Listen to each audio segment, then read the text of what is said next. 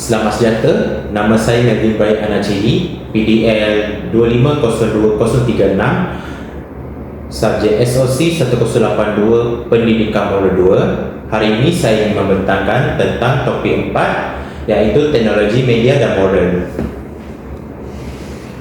Dari segi etika digital pula, penggunaan teknologi dengan bijak dan bertanggungjawab dalam kehidupan seharian, seperti menggunakan peranti dengan bijak, sentiasa berwaspada dengan maklumat yang dikongsi. Sebagai contoh, apa-apa sahaja informasi ataupun berita hendaklah disiarkan dari laman web akaun yang rasmi seperti berita, Jabatan Penerangan, dan seterusnya ialah jaga keselamatan data peribadi. Jadi setiap orang mempunyai akaun media sosial hendaklah menjaga keselamatan data peribadi dan jangan sesekali berkongsi maklumat seperti alamat rumah, IC ataupun password kepada laman web yang tiada dikenali.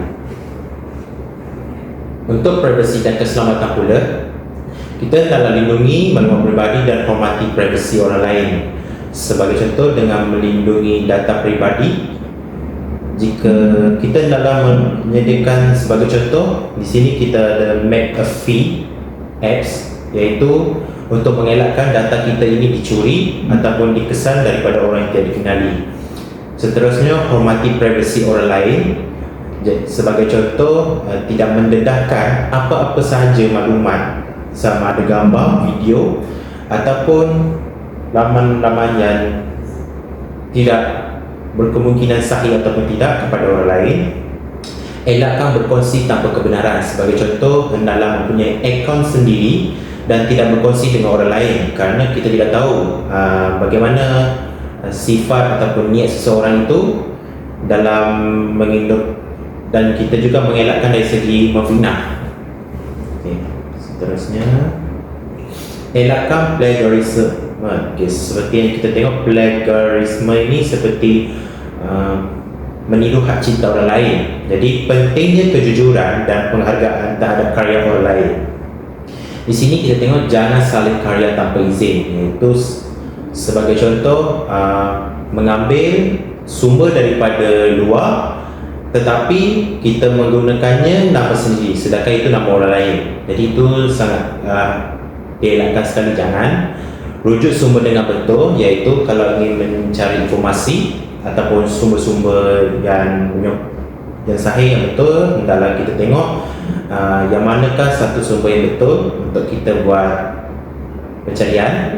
Dan lagi satu, jujur dalam tugasan digital. Sebagai contoh, kalau zaman kini ramai menggunakan AI, jadi kita tidak pasti sama ada informasi dari AI itu betul atau tidak. Jadi kita boleh jadikan sebagai rujukan dan jangan mengambilnya secara bulat-bulat, kerana kita tidak pasti apakah informasi yang diberikan sama ada ia betul atau tidak, ataupun kesahihannya juga belum pasti. Jadi elakkan sama sekali. Dari segi penggunaan media sosial pula, etika penting dalam berkongsi maklumat di media sosial. Sebagai contoh, fikir sebelum berkongsi.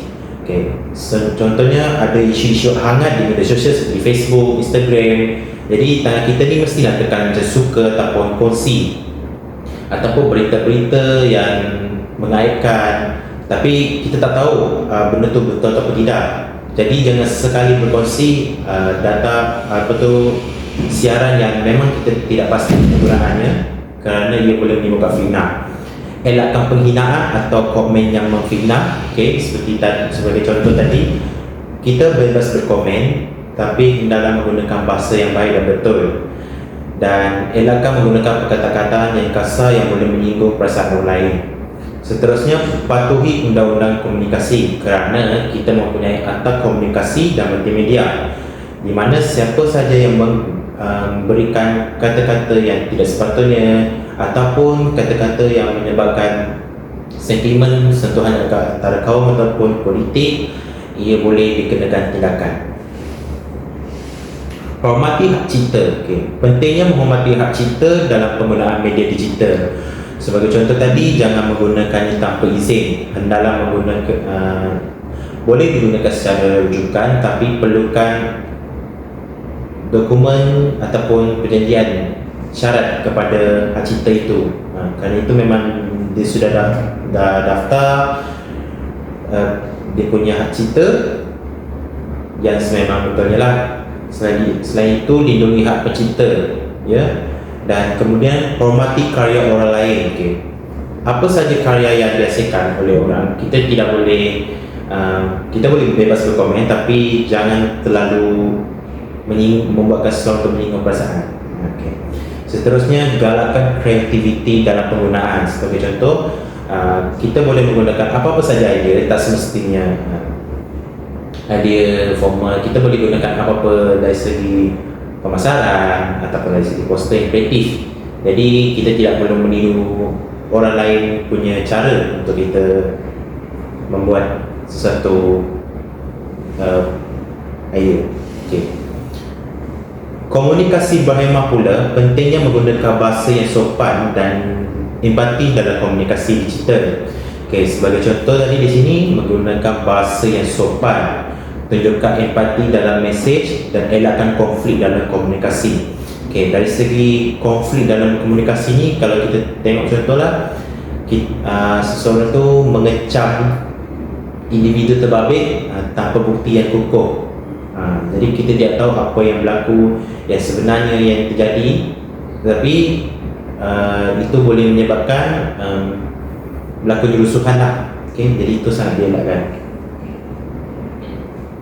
Isu moral dalam media sosial ni pula pentingnya menjaga privasi dan keselamatan dalam dunia digital. Okay. Contohnya, kalau tengok isu moral pada masa kini adalah pendedahan maklumat yang tidak terkawal. Ya, dengan sekarang ni ramai yang senang diakses dari segi data peribadi. Jadi macam nombor telefon tu pun senang juga akan di-detect dan mereka boleh hack saja, ataupun tertekan link ataupun mengangkat nombor telefon yang tidak dikenali, automatik data kita terus tersebar. Penyalahgunaan data peribadi, risiko keselamatan dan maruah juga. Okay, dari segi postingan, hendaklah postingan yang baik dan sopan lah, untuk mengelakkan gambar kita ataupun video kita disalahgunakan. Bully cyber pula ialah kita hendaklah memahami asas bully cyber dan pentingnya empati dalam komunikasi. Okay, contohnya instan talian, kesan emosi dan mental, dan perlunya empati dan hormat.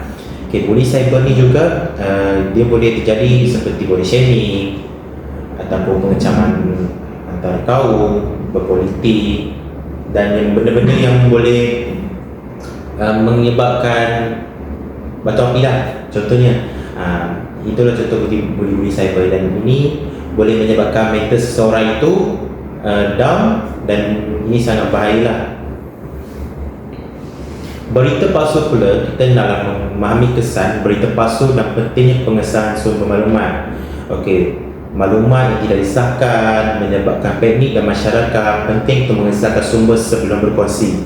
Dari segi berita palsu ni, sebagai contoh isu sebelum ni iaitu COVID-19, ada yang mengatakan kita telah bebas COVID, ada yang katakan kita belum bebas COVID, ataupun yang di sebaliknya.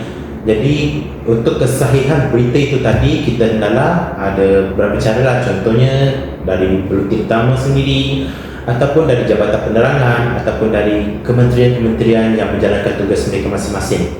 Jadi sebelum berkongsi secara informasi itu, kita hendaklah selidik terlebih dahulu, barulah kita boleh kongsi kepada orang lain. Tanggungjawab pengguna pula, kita hendaklah melindungi privasi diri. Komunikasi pun perlu beretika, menggunakan teknologi dengan tujuan baik, dan elakkan ketagihan dalam media sosial. Dari segi tanggungjawab pengguna ini juga, kita boleh menggunakan media sosial ini dari segi urusan apa, ataupun secara release, orang kata release stress atau macam tu kan. Tapi elakkan dari segi ketagihan, kerana ia boleh menyebabkan penangguhan kerja, boleh menyebabkan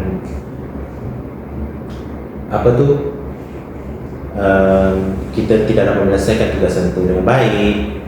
Dan menggunakan teknologi untuk tujuan yang baik itu, seperti tadi, kita boleh menggunakannya belajar, cari informasi, cari berita yang betul, yang positif. Ketagihan teknologi, ini tadi seperti yang kita benarkan tadi, kesan penggunaan berlebihan teknologi dan cara mengawalnya dengan bijak. Penggunaan berlebihan boleh menjejaskan kesihatan mental. dan mengganggu prestasi akademik dan sosial. Dan dia bukan sahaja dari segi akademik dan sosial, dia akan mengganggu kita punya rutin harian. Sebagai contoh, tidur lewat, penangguhan kerja, dan amalkan pengawalan masa untuk penggunaan yang seimbang. Contohnya, penggunaan media sosial 30 minit sahaja, dan jangan bermain phone sebelum tidur. Cabaran moral AI, kita mengenali isu bias algoritma dan tanggungjawab dalam keputusan AI. Sebagai contoh, sekarang ni kita dalam zaman AI, jadi kebanyakannya informasinya semuanya direct. Bila kita research, semuanya akan terkeluar di situ. Jadi tak semuanya maklumat itu betul dan tak semuanya itu benar. Kita hendaklah bertanggungjawab terhadap keputusan. Jadi kalau nak buat pencarian tu, tengok betul lah dengan bijak sekarang, dan elakkan berlakunya risiko kehilangan kemanusiaan lah. Cabaran moral big data. Dari segi moral big data ni memahami isu etika pengumpulan dan penggunaan data tanpa kebenaran. Pengumpulan data tanpa izin, penyalahgunaan data pribadi, isu kepercayaan pengguna terhadap teknologi. Sebab tu seperti yang tadi kita bentangkan, penggunaan data ni hendaklah sentiasa dilindungi, ataupun secara yang kita perlukan security yang ketat lah untuk diakses oleh diri sendiri. Kerana sekarang ni ramai yang berbagai scammer juga guna teknik yang berlainan untuk diorang teknik untuk scam. Contohnya penggunaan link haram, di post setiap kenalan-kenalan yang dikenali. Ada yang telefon yang dikenali dan dia memberi panggilan senyap. Jadi semua tu menyebabkan semua data-data kita tu tadi boleh terbocor dengan sendirinya. Cabaran moral cyber ni pula, etika dan keselamatan dalam penggunaan internet yang semakin kompleks, seperti jenayah cyber, fitnah dalam talian, keperluan untuk keselamatan digital dan perlindungan maklumat peribadi.